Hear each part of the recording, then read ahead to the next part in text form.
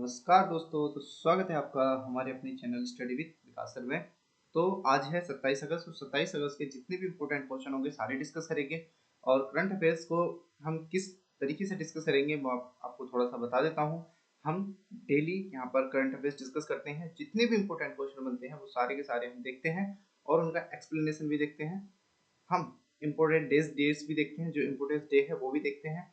और हम लास्ट में एक प्रैक्टिस क्वेश्चन देखते हैं, आपको उसका आंसर बताना होता है। उसके बाद उसका अगले दिन हम उसका आंसर देख लेते हैं। तो हम पहला क्वेश्चन या फिर जो कल का क्वेश्चन मैंने दिया था उसका आंसर देख लेते हैं, उसके बाद हम पहले क्वेश्चन पर चलेंगे। तो देखिए पहला क्वेश्चन आज का रिवीजन क्वेश्चन क्या था। ये रहा आपका रिवीजन क्वेश्चन। तो क्वेश्चन है, गोदरेज इंडस्ट्रीज ग्रुप ने हरियाणा में लगभग कितने करोड़ रुपए के निवेश और कितनी नौकरियां पैदा करने का लक्ष्य रखा है। तो उसका राइट आंसर क्या था? राइट आंसर था सी, 20,000 करोड़ और 40,000 नौकरियां। पहला क्वेश्चन देख लेते हैं। जो हमारा आज का इंपोर्टेंट डे है वो देखेंगे। देखिए आज का इंपोर्टेंट डे है विश्व झील दिवस, वर्ल्ड लेक डे। हर वर्ष कितनी तारीख को या किस तारीख को मनाया जाता है? तो 22 अगस्त, 5 जून, 27 अगस्त या 2 फरवरी। तो आपको बताना है इसका राइट आंसर। तो इसका राइट आंसर है, आज कितनी तारीख है? 27 अगस्त। तो आज का राइट आंसर है, देखो यहाँ पर दिख भी रहा है आपको, वर्ल्ड लेक डे 27 अगस्त। ओके, देखो इसको थोड़ा सा बता देता हूँ। जो संयुक्त राष्ट्र महासभा है उसने दिसंबर 2024 में एक प्रस्ताव आया था। वो प्रस्ताव छोड़ो, क्या था वो छोड़ देते हैं हम। तो 27 अगस्त को कहा था कि 27 अगस्त को विश्व झील दिवस के रूप में हम मनाएंगे। और इनका जो पहला आधिकारिक विश्व झील दिवस था वो जो मनाया गया था वो 27 अगस्त 2025 को मनाया गया था। पहला झील दिवस जो मनाया गया था, विश्व झील दिवस। अच्छा, इस दिवस का उद्देश्य क्या है? इस दिवस का जो उद्देश्य है वो झीलों के मीठे पानी पानी का जो संसाधनों, मीठे पानी का जो संसाधन है, जैव विविधता, पारिस्थितिक तंत्र है, इसके लिए महत्व बढ़ाना, इसके बारे में आप सबको बताना, जागरूक करना, ये जागरूकता बढ़ाना है। तो ठीक है, समझ में आया। विश्व झील दिवस है आज। और कब मनाया जाता है? 27 अगस्त को। घोषणा हुई थी संयुक्त राष्ट्र महासभा की। और पहला इसका आयोजन कब हुआ था? 27 अगस्त 2025 को। इसका उद्देश्य क्या है? झीलों का संरक्षण एवं उसके महत्व के प्रति जागरूकता। और इसकी जो नोडल एजेंसी है वो ही बता देता हूँ मैं। इसकी नोडल एजेंसी है UNEP। ठीक है, चलिए अब देखिए, हमने जो 26 अगस्त को डिस्कस किया था डे, वो डे था 26 अगस्त का डे था वो था विमेन इक्वलिटी डे। ठीक है, महिला समानता दिवस। चलिए नेक्स्ट देखते हैं। नेक्स्ट है ये, आपको क्वेश्चन दिखाई दे रहा होगा, कहाँ से दिखाई दे रहा है ये आपको बताना है। ठीक है, चलिए तो इसका हम डिस्कस करते हैं। सबसे पहले देखो क्वेश्चन है, हाल ही में किस राज्य की विधानसभा ने यूरेनियम खनन और यूरेनियम अयस्क प्रसंस्करण संयंत्र की स्थापना के विरोध में प्रस्ताव पारित किया है? उसका राइट आंसर बताना है असम, त्रिपुरा, मेघालय, मिजोरम। तो उसका राइट आंसर है मेघालय। क्या है राइट आंसर? मेघालय। ओके, तो थोड़ा सा मैं बता देता हूँ। देखो मेघालय विधानसभा ने क्या हुआ है ना, उसकी जो राज्य में जो यूरेनियम खनन होता है, यूरेनियम अयस्क प्रसंस्करण जो सुविधा है वो स्थापित करने के विरोध में एक प्रस्ताव क्या कर दिया है? पारित कर दिया है। और मुख्यमंत्री कौन है यहाँ के? कॉनराड के संगमा, है ना।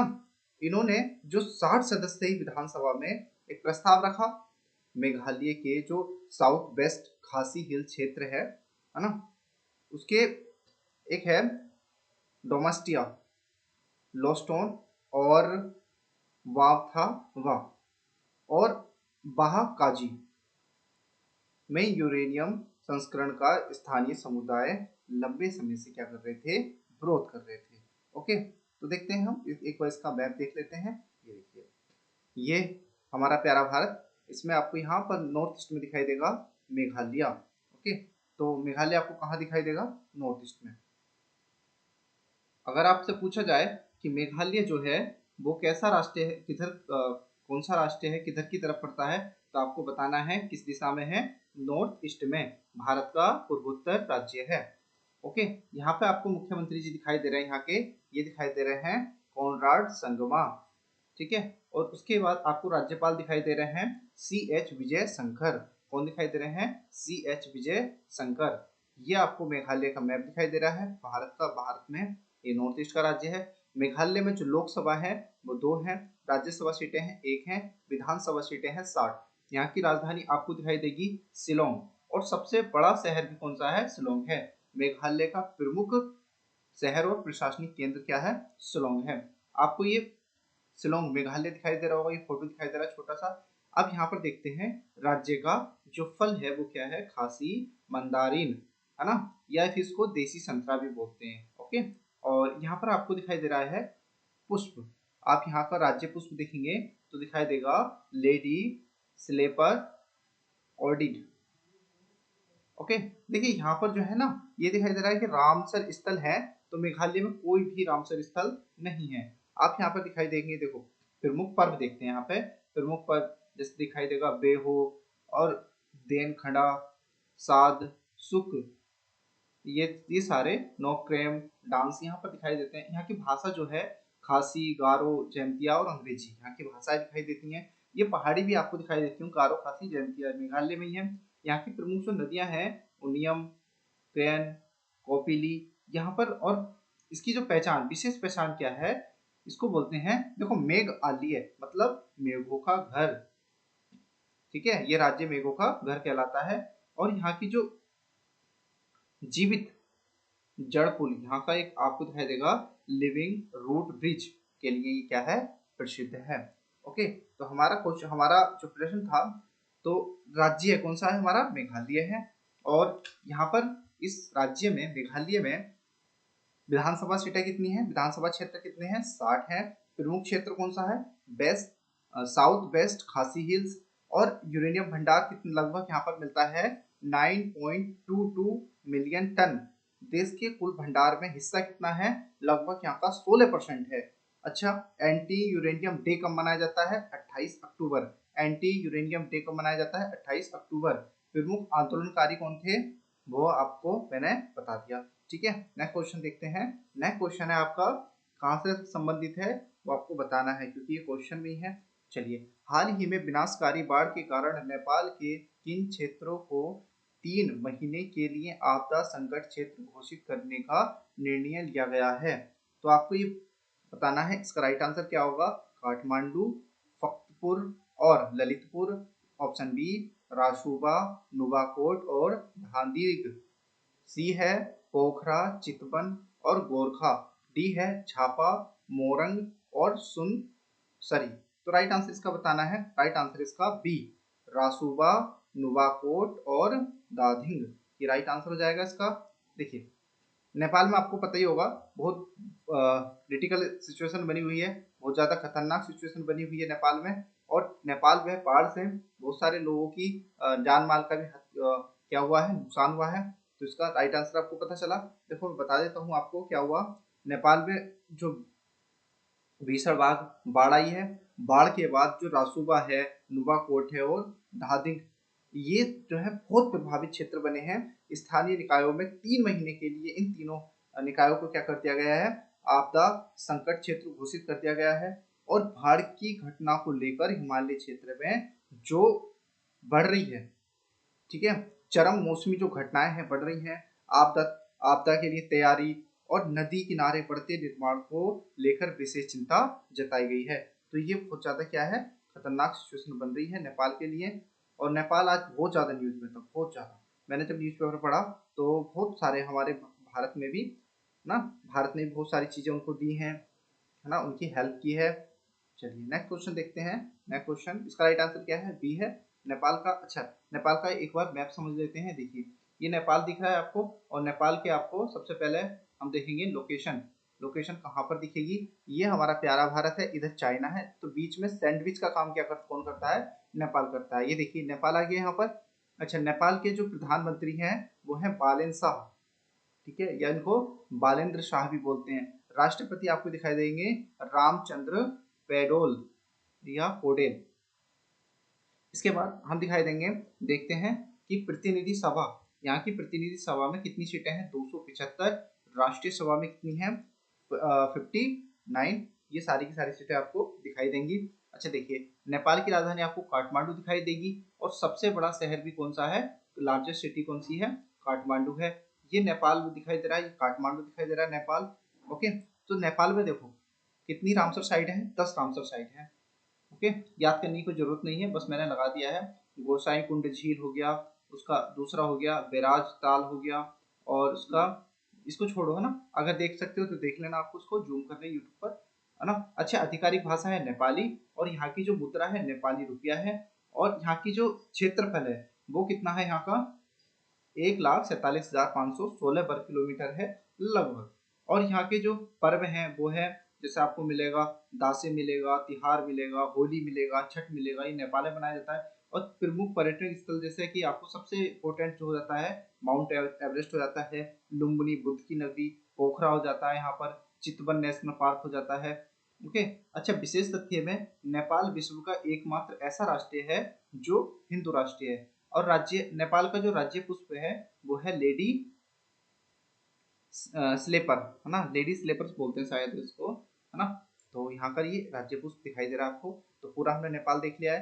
अब उसके बाद नेक्स्ट क्वेश्चन है कर्नाटक से संबंधी। हाल ही में कर्नाटक के किस मंत्री ने वाल्मीकि निगम घोटाले में कथित भूमिका को लेकर इस्तीफे की संभावना जताई है? तो इसका राइट आंसर क्या हो जाएगा? राइट आंसर आपको बताना है ए जी परमेश्वर, बी नागेंद्र, सी सतीश जारकी होली, और डी के एन राजन्ना। तो राइट आंसर इसका बी नागेंद्र।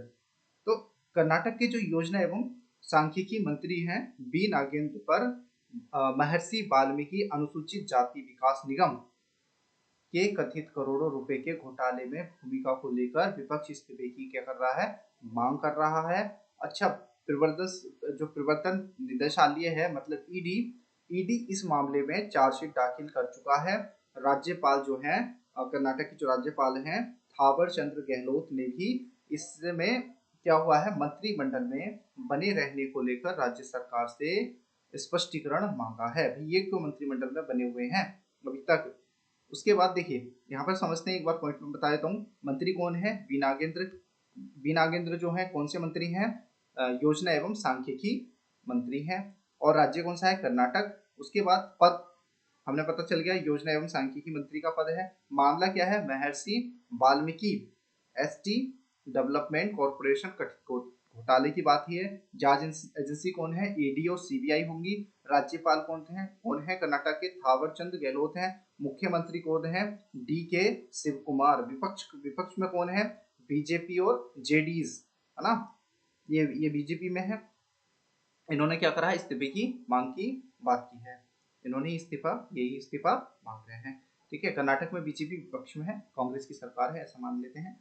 हाल ही में देखिए ये हमारा इंटरनेशनल क्वेश्चन हो जाता है। हाल ही में भारत और चीन के बीच सीमा मुद्दे पर 25वें दौर की विशेष प्रतिनिधि एसआर वार्ता के बाद कितनी अतिरिक्त सीमा सैन्य हॉटलाइन चैनल स्थापित करने पर सहमति बनी है? तो इसका राइट आंसर बताना है 1, 2, 3 या 4। तो इसका राइट आंसर है 2। ओके, अच्छा, भारत और चीन के बीच जो बीजिंग में हुई थी एक 25वीं दौर की विशेष प्रतिनिधि वार्ता में, ये हमने कल भी डिस्कस किया था, है ना। तो इसमें देखिए मैं इसको पॉइंट पे बता देता हूँ, देश कौन सा है, कौन कौन से, भारत और चीन है। एसआर वार्ता थी। ओके, एसआर वार्ता मतलब एसआर होता है स्पेशल रिप्रेजेंटेटिव्स। ओके, वार्ता हुई थी, ये कौन से दौर की थी? 25वें दौर की थी। और स्थान कहाँ पर था, कहाँ पर हुई? बीजिंग कहाँ पर है? चीन में है। भारत के प्रतिनिधि कौन थे? अजीत डोभाल जी थे। और चीन के प्रतिनिधि थे बांग ई। और नई सैन्य हेडलाइन क्या बनी है? 2 अतिरिक्त चैनल बनाने की बात की है। क्षेत्र है पूर्वी और मध्य सेक्टर है। सीमा पार नदियां, विशेषज्ञ स्तरीय तंत्र की बैठक सितंबर में प्रस्तावित हुई थी। अच्छा, सीमा मुद्दा क्या है? सीमा मुद्दा है सीमा परिसीमन पर वार्ता को आगे बढ़ाने पर सहमति। अच्छा, कैलाश मानसरोवर भी यहाँ पर आ जाता है। कैलाश मानसरोवर यात्रा बेंचों की संख्या बढ़ाने पर भी सहमति बनी है। तो कैलाश मानसरोवर जाते हैं, वो कहाँ पर है? हमारा चाइना में।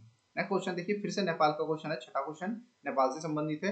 हाल ही में नेपाल में आई भीषण बाढ़ के कारण दौरान तमिलनाडु के कितने तीर्थयात्री फंसे हुए होने की जानकारी आई है? 37, 47, 57 या 67? तो इसका राइट आंसर हो जाएगा, राइट आंसर है सी, कितने 57। तो यात्री कितने फंसे हैं? 57। स्थान नेपाल में है, फ्लड आ गई है और यात्रा कर रहे थे, कैलाश यात्रा कर रहे थे और कहाँ पर फंस गए थे? तमिलनाडु में, है ना। संबंधित राज्य इनसे संबंधित है तमिलनाडु में। रेस्क्यू जो तमिलनाडु हाउस रेस्क्यू किया उसने 21 तीर्थयात्री का संपर्क बना हुआ है। नेक्स्ट क्वेश्चन देखते हैं, 7वां। देखो 7वां क्वेश्चन आपका संबंधित है फिर से नेपाल से संबंधित है, नेपाल की फ्लड से। चलिए देखते हैं। तो भारत ने नेपाल में आई नाशकारी फ्लैश फ्लड के बाद राहत सामग्री की पहली खेप में कितनी आवश्यक वस्तुएं और चिकित्सा सामग्री भेजी है? तो इसका right answer 5 ton, 10 ton, 15 ton या 20 टन। इसका राइट आंसर है 10 ton. Okay, next question. Bharat की प्रस्तावित स्मार्ट बॉर्डर व्यवस्था के तहत एआई सेंसर और निगरानी प्रणालियों को किसके साथ एकीकृत किया गया या किया जाएगा? तो इसका आंसर है बी। ओके, एकीकृत कमांड एवं कंट्रोल सेंटर। चलिए देख लेते हैं। तो पहल क्या है हमारी? स्मार्ट बॉर्डर आर्किटेक्ट व्यवस्था बनानी है हमारे। मंत्रालय कौन सा है? केंद्रीय गृह मंत्रालय है। तकनीक कौन सी है? तकनीक है एआई सेंसर, कैमरे, ड्रोन और निगरानी प्रणाली। प्रमुख व्यवस्था क्या है? प्रमुख हमारी जो इसमें व्यवस्था बनाई जाएगी वो बनाई जाएगी unified command and control centres. और इसमें जो पायलट प्रोजेक्ट होगा वो पाकिस्तानी सीमा होगा। प्रमुख फोकस हमारा किस पे है? ड्रोन से तस्करी और निगरानी। भारत चीन सीमा, अब देखिए भारत चीन सीमा लगभग कितनी है? 3488, 3488 किलोमीटर हमारी भारत और किसकी सीमा है? चाइना की सीमा है। अच्छा, भारत की कुल स्थानीय सीमा कितनी है बताओ? ये है 15,106.7 किलोमीटर। ओके, चलिए नेक्स्ट क्वेश्चन देख लेते हैं। नेक्स्ट क्वेश्चन हमारा 9वां क्वेश्चन है। देखिए ये आपको कौन दिखाई दे रहे हैं? जयराम रमेश, है ना। ये कह रहे हैं हेडलाइन ग्रैबिंग, चलो छोड़ो इसको, जो कह रहे हैं वो छोड़ते हैं, हम क्वेश्चन देखते हैं हमारा। हाल ही में कांग्रेस नेता जयराम रमेश ने ऑपरेशन सिंदूर की व्यापक समीक्षा किस समिति की तर्ज पर करने की मांग की है? तो ये समिति बनी है सरकारी आयोग, कारगिल समीक्षा समिति, नानावती आयोग या पुंछ समिति। तो इसका राइट आंसर है कारगिल। ओके, सैन्य अभियान हुआ था हमारा ऑपरेशन सिंदूर, इसकी मांग करने वाले कौन है? हमारे जयराम रमेश है, ये कांग्रेस पार्टी के हैं। पार्टी कौन सी है ना? पार्टी है कांग्रेस पार्टी है। समीक्षा की मांग कर रहे हैं कि कारगिल समीक्षा समिति की तर्ज पर इसकी क्या होनी चाहिए? जांच होनी चाहिए। जो पूर्व सीडीएस थे, कल भी हमने पूर्व सीडीएस के बारे में हमने पढ़ा था, उनके बारे में जाना था, उन्होंने क्या क्या बात की थी। और पूर्व सीडीएस कौन है? जनरल बिपिन चौहान है। अच्छा, कारगिल समीक्षा समिति का गठन कब हुआ? 29 जुलाई 1999 में। अध्यक्ष थे सुब्रमण्यम थे। कारगिल समिति का जो स्थापना हुई थी 29 जुलाई 1999, इसके अध्यक्ष थे सुब्रमण्यम। और रिपोर्ट संसद में इन्होंने पेश की थी 23 फरवरी 2000 को। ओके, चलिए नेक्स्ट क्वेश्चन देख लेते हैं हमारा 9वां 10वां क्वेश्चन और लास्ट क्वेश्चन हमारा। देखिए लास्ट क्वेश्चन है कि पश्चिम एशिया में जारी तनाव के बीच भारत ने नए एलपीजी कनेक्शन को लेकर क्या निर्णय लिया है?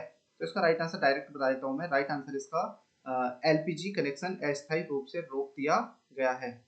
ओके, तो ये है हमारा राइट आंसर बी।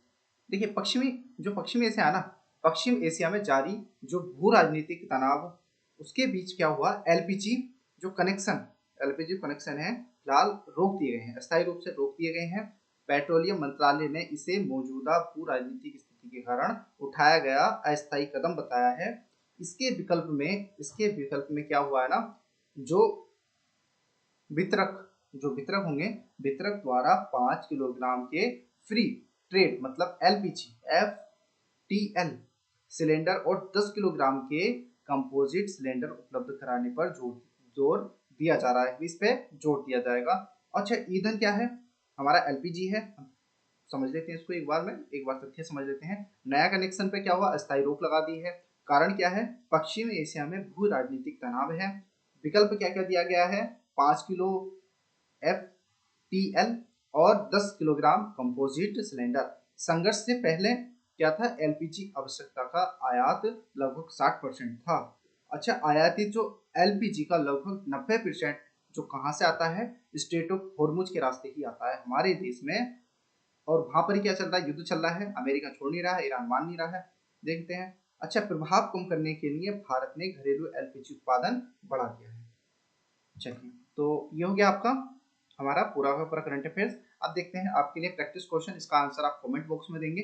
ये देखिए, अमेरिका में स्टेम मतलब science, technology, engineering and mathematics क्षेत्र को मजबूत करने के लिए भारतीय टेक्नोलॉजी उद्योग ने पिछले 5 वर्षों में कितने राशि खर्च की है? तो इसका राइट आंसर आप कमेंट बॉक्स में बताना है। और thank you for watching this video, और आपका बहुत बहुत दिल से धन्यवाद। आप अपने सुझाव दें, कमेंट बॉक्स में बताएं, लाइक करें, कमेंट करें, हाइप करें और मुझे ज़्यादा से ज़्यादा सपोर्ट करें। तो मिलते हैं नेक्स्ट लेक्चर में, तब तक के लिए नमस्कार, जय हिंद, वंदे मातरम।